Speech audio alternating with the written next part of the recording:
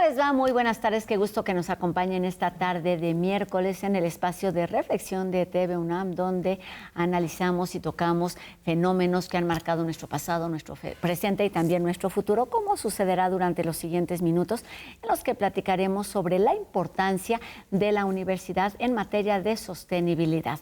Esto en el marco del aniversario 475 de la fundación de nuestra Casa de Estudios.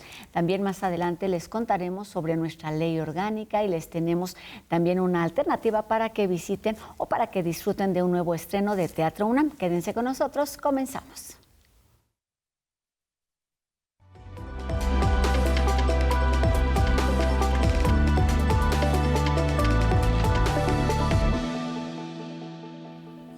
Quizás uno de los desafíos más urgentes de nuestro tiempo es la sustentabilidad.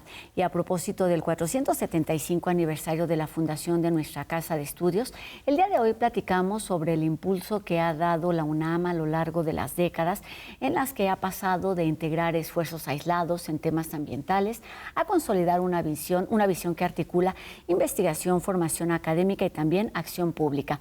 Para ello, damos la bienvenida esta tarde a la doctora Ana Cecilia Espinosa, quien es secretaria académica del Instituto de Ecología y también integrante del Laboratorio Nacional de Ciencias de la Sostenibilidad. ¿Cómo está, doctora? Bienvenida a La UNAM Responde. Muy bien, muchas gracias por la invitación. Y un gusto que esté aquí con nosotros. Y antes de comenzar con la plática, también saludamos al doctor Luis Antonio Bojorquez Tapia, quien pertenece también a este Laboratorio Nacional de Ciencias de la Sostenibilidad, es investigador, por supuesto, de este Instituto de Ecología. ¿Cómo está, doctor? Bienvenido. Muy bien, gracias. Pues qué gusto que estén aquí para hablar de esto que hemos abordado muchas veces, pero hoy tenemos la intención de hacerlo, digamos, de manera histórica, retrospectiva, para saber, para entender qué es lo que ha pasado con este término de sustentabilidad, sostenibilidad. Y lo primero que quiero preguntarles es eso, ¿cómo integrar un nuevo concepto, una nueva forma de entender el trabajo que ya se hacía, una nueva forma de hacer ciencia en la universidad? Doctor. Sí, la idea de hacer ciencia útil, creo yo, siempre ha estado bien posicionada en nuestra universidad, desde siempre. Exacto.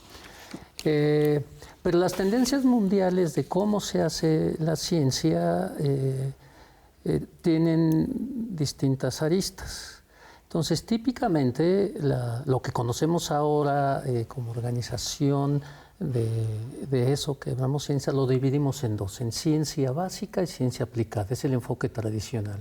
Esto viene es resultado de posicionamientos posteriores a la Segunda Guerra Mundial en Estados Unidos, donde para financiar el quehacer científico se decide, Vannevar Bush, que era el consejero en aquella época sobre ciencia, concibe esta manera de verlo, lo cual ha funcionado bien, no podemos decir que no. Pero otro autor, Donald Stokes, dijo que esa era una visión un tanto parcial e inventa una serie de cuadrantes y le llama a uno de ellos el cuadrante de Bohr, de Niels Bohr. Esa es la ciencia por conocimiento fundamental. Otro que le llamó el cuadrante Edison, que es crear tecnologías para resolver un problema específico. Y él concibe el siguiente cuadrante, que es donde se concibe la idea de las ciencias de la sostenibilidad, que es el cuadrante de Louis Pasteur, donde entonces se utiliza el mejor conocimiento científico básico de donde venga para hacer una transformación social. Bueno, de ahí viene esta idea de ciencias de la sostenibilidad, que nace en un paper clásico con ideas como ciencia establecida en el 2001. Y cuando llegamos hacia el 2010, 2009, la universidad nos había incorporado ese movimiento global de ciencias de la sostenibilidad. Es un paper clásico de Cates y otros 21 investigadores que lo publicó en Science, como decía, en el 2001. Y entonces, en la convocatoria de laboratorios nacionales de CONACYT, en aquella época, en el 2009, la UNAM decidió participar. Entonces, y fuimos, logramos el financiamiento para iniciar el laboratorio.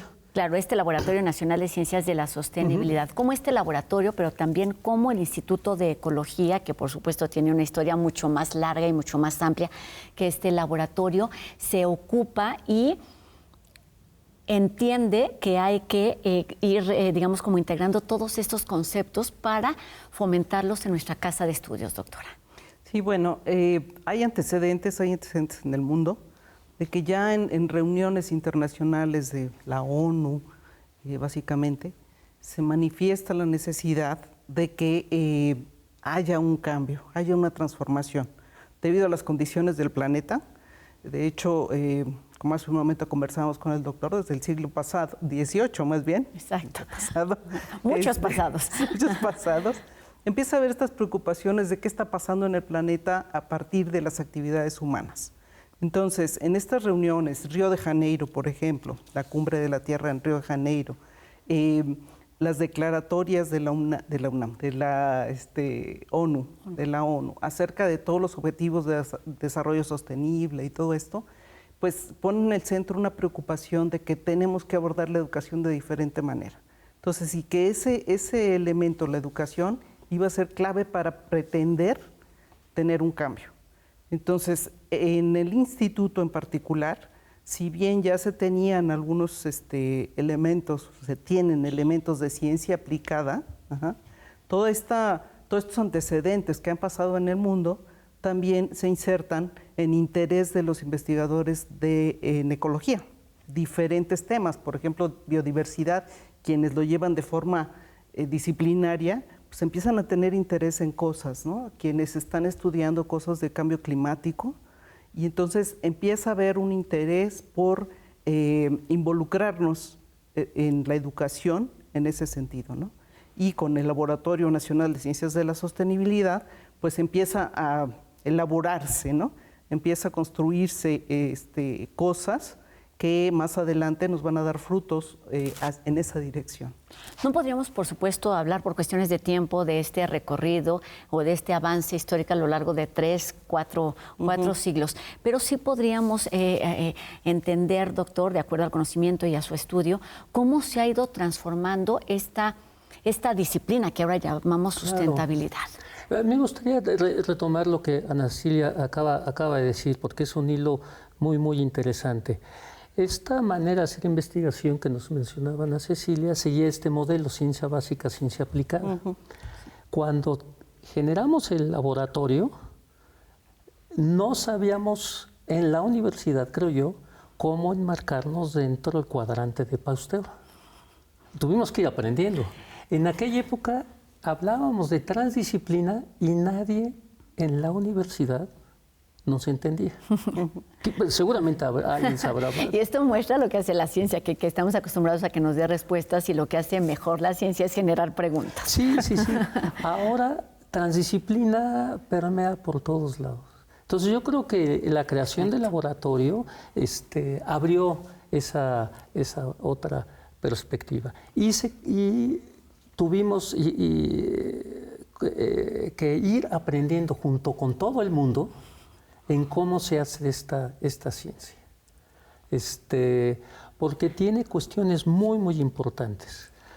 Por ejemplo, pretende insertarse en el mundo de las políticas públicas, o sea, tomar mejores decisiones basadas en evidencias científicas, pero a la vez que esas evidencias científicas no provengan únicamente de la Torre de Marfil, sino que no olviden a los usuarios de esos resultados de las investigaciones y políticas públicas. Y entonces este enfoque transdisciplinario nos obliga a estar en ese mundo híbrido muy difícil de manejar, y que ha obligado al Instituto de Ecología a ir transformando su forma de hacer investigación. No significa que se olvide la investigación básica, no puede continuar, sino si queremos citarlos, está ahí. Pero también obliga al sistema de evaluación académica de la universidad a transformarse, cosa que todavía no lo logra completamente. Y en este camino de aprendizajes, de dudas también, de de ir aportando. ¿Cuáles son los valores que pueden considerar ustedes aporta hoy el instituto, la universidad en el ámbito de la sustentabilidad? Pues yo pensaría en varias cosas, ¿no? Uno, justamente el incluirnos a nosotros, población humana, como parte de la naturaleza. Esa es una cosa difícil que, digamos, se ha trabajado en hacerlo entender, pero no está aceptado del todo, ¿no? Que en la medida que nos aceptamos como parte de la naturaleza, de los ecosistemas y de su funcionamiento, entendemos las cosas de otra manera, ¿no? Claro. Esa idea yo creo que es una de las que han permeado y que se insiste en ella, ¿no? Otra de las cosas, y vamos en términos de bioética, el cómo utilizar los recursos de todo tipo, en bien de sí la humanidad, pero también en bien de los otros que no son humanos, ¿no? Entonces, esa forma de estar respetando y de entender que no somos los únicos y que en realidad el daño que estamos haciendo viene de nosotros hacia allá. Claro. Yo creo que esos son de los temas donde el instituto ha insistido, y seguirá insistiendo, porque no es algo que ya esté acabado, que ya esté terminado. Pues qué bueno que lo mencionas, doctora, que no solo se trata de insistir, sino también de incidir. Cómo todo este trabajo permea más allá de las fronteras del conocimiento del entorno universitario, porque, y quisiera que ahí nos ayudaran a entender justo qué hacen dentro en materia de investigación, pero también de formación de recursos, de apertura de líneas, y cómo esto debe llegar, debe tocar a la sociedad, a las políticas públicas para que sea, pues, o se cumpla, digamos, el objetivo inicial de la sustentabilidad. Doctor. Sí, yo creo que hay que enmarcarse en las corrientes de pensamiento que se tienen. Y podríamos pensar en dos. Hay dos áreas. Otra. Una es la llamada de la Escuela de Zúrich, que está fuertemente inclinada hacia la inserción con políticas públicas y transformaciones por esa vía. Ahí se vienen los conceptos, por ejemplo, de coproducción de conocimiento, que el conocimiento no solamente se hace en las instituciones de investigación, sino que genera en conjunto con los actores sociales que van a ser afectados por esa investigación, esas políticas públicas. Y existe también la otra, que es la escuela latinoamericana, que se ha denominado, que tiene mucho que ver con el diálogo de saberes. Y no podemos olvidarles todo. Entonces, podríamos pensar en términos muy generales, muy sintéticos, en dos tipos de conocimiento. El conocimiento científico, más tradicional conocimiento, vamos a llamarle conocimiento ecológico científico, así se denomina, y el conocimiento ecológico tradicional. Y vamos a llevarlo al extremo tradicional a las comunidades de los primeros pobladores. Bueno, el problema está en que si hacemos solamente investigación para políticas públicas que están codificadas en manuales, libros, bases de datos, y nos olvidamos de los conocimientos locales, esos saberes que no están codificados, y podemos generar muchísimas injusticias. Entonces, de las cosas que trabajamos, ¿cómo juntamos estos dos mundos? Y entonces ya no es la objetividad científica pura, no, al contrario. Si no es, voy a ponerlo en estos términos, puede ser muy amplio, pero el problema se convierte en darle un tratamiento objetivo a la subjetividad para tomar mejores decisiones que nos lleven a transformaciones políticas, sociales, económicas, equitativas, justas. Si lo alargamos así, llámele como quiera, sustentabilidad, sostenibilidad, eso es poco importante. La noción de sostenibilidad es un ideal como la justicia, como la salud.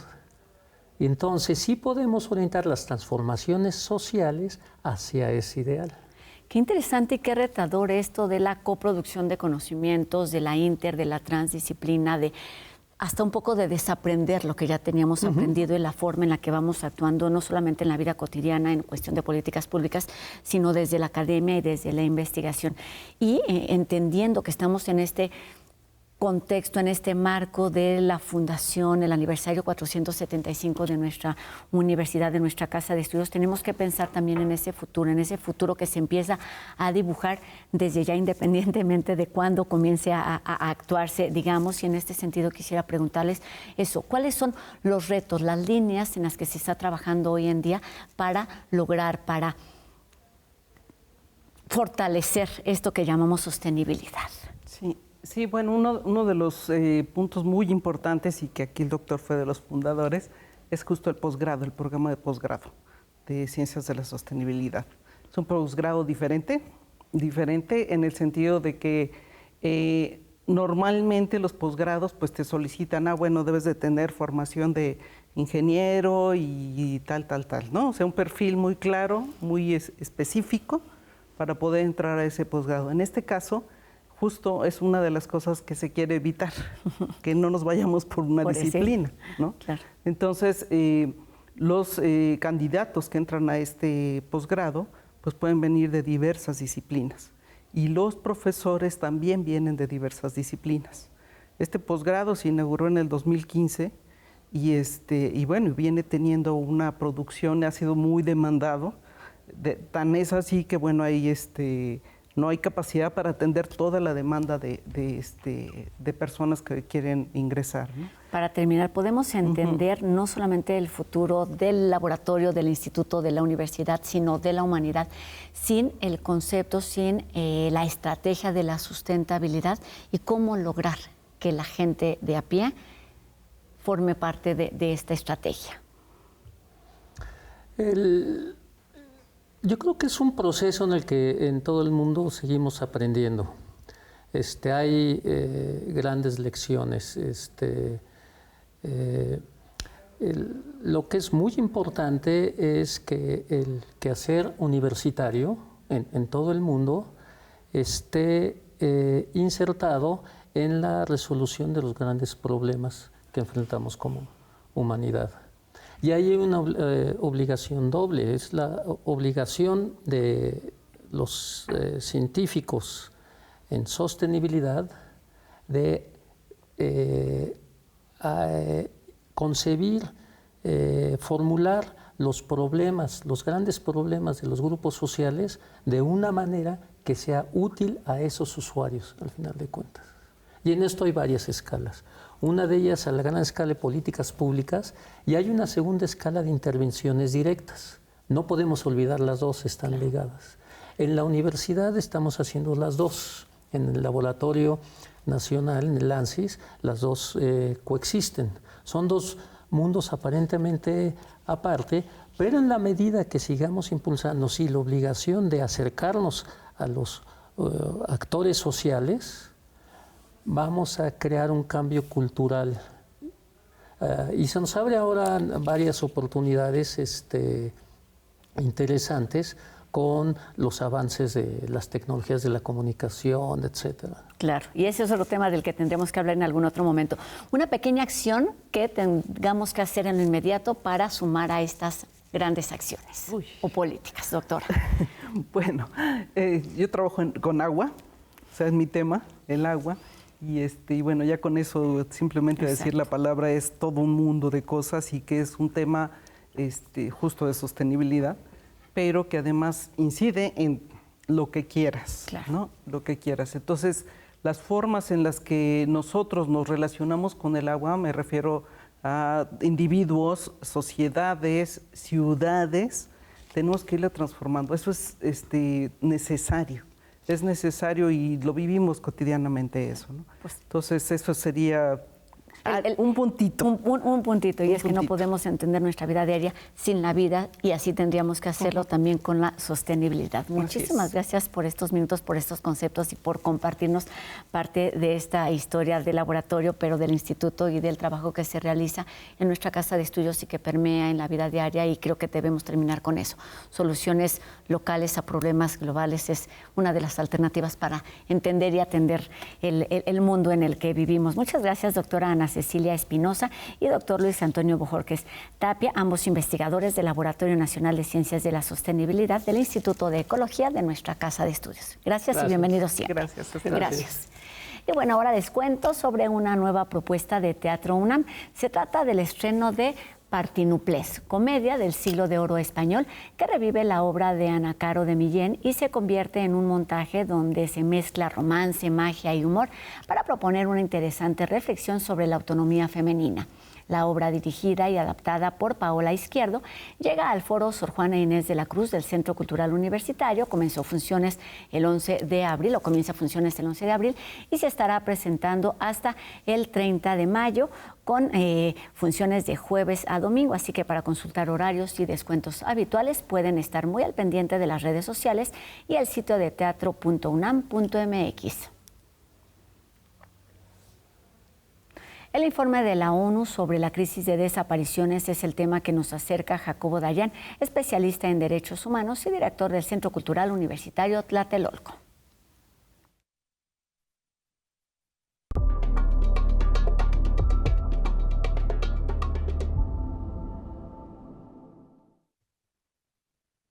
¿Qué tal? El Comité de Desapariciones Forzadas de Naciones Unidas ha emitido su decisión, su informe final después de cerca de 13, 14 años de visitas, recomendaciones, escuchar la voz de los colectivos, de las organizaciones e incluso del propio gobierno mexicano.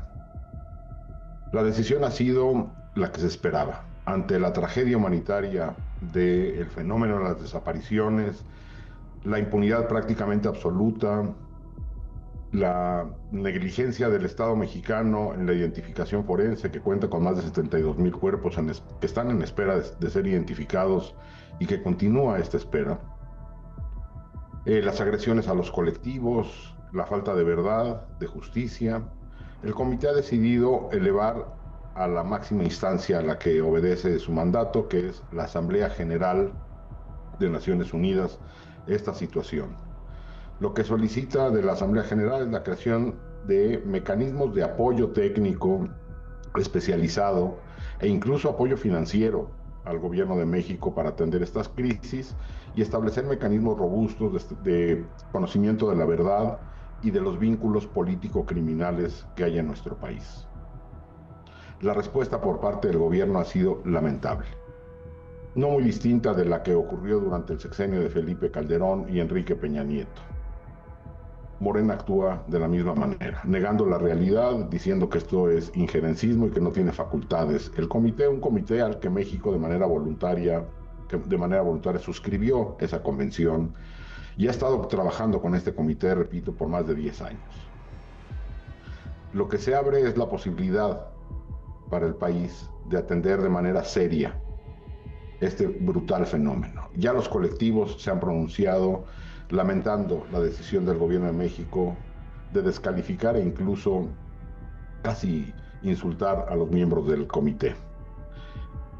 Si México no toma en serio estas recomendaciones que se van repitiendo una y otra vez por distintos órganos especializados nacionales e internacionales, el horror continuará. Toca que el gobierno de México esté a la altura del reto y si no lo está, entonces que la sociedad cobije al movimiento de desaparecidos, a los familiares, a los colectivos y se sume en una exigencia para abordar este doloroso fenómeno que se repite en nuestro país hasta el día de hoy. Muchas gracias.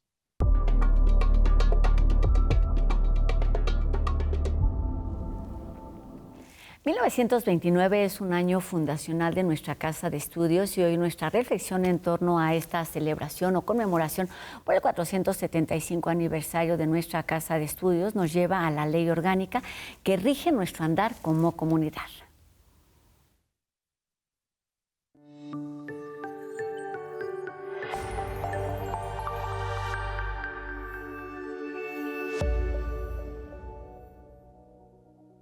Son 475 años de historia en múltiples frentes para la universidad, académico, cultural y social. La promulgación de la Ley Orgánica de la UNAM en 1929, la cual no solo le otorgó su autonomía, sino que sentó las bases para su estructura funcional y organizacional, fue uno de los hechos más importantes en la etapa moderna. En el México de ese entonces, bajo la presidencia de Emilio Portes Gil, se desató la huelga estudiantil que vio a la comunidad universitaria protestar en contra de diversas medidas académicas y estructurales de la educación, como los sistemas de evaluación y planes de estudio, sin tomar en cuenta la opinión de los estudiantes.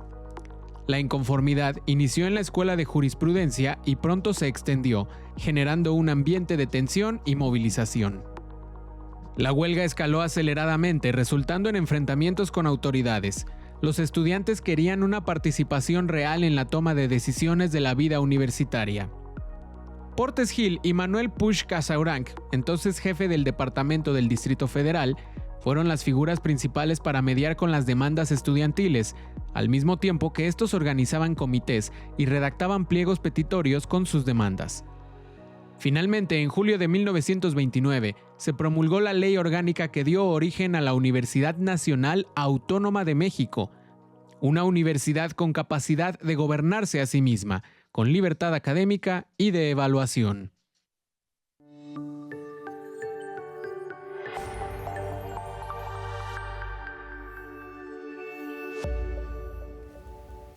Con esta información terminamos nuestro programa de hoy. Agradecemos a Nimsi Cruz su colaboración en la participación en la interpretación de lengua de señas mexicana y les recordamos a todos ustedes que podemos estar en contacto a través de nuestras redes sociales. Háganos llegar sus dudas, sus comentarios y sigamos haciendo juntos La UNAM Responde. Que tengan una excelente tarde y antes de despedirme también por supuesto agradezco a todas y cada una de las personas que hace posible esta transmisión día con día aquí en TV UNAM y también desde nuestro máster y nos vemos aquí mañana a 2:30 de la tarde por supuesto en TV UNAM. Adiós.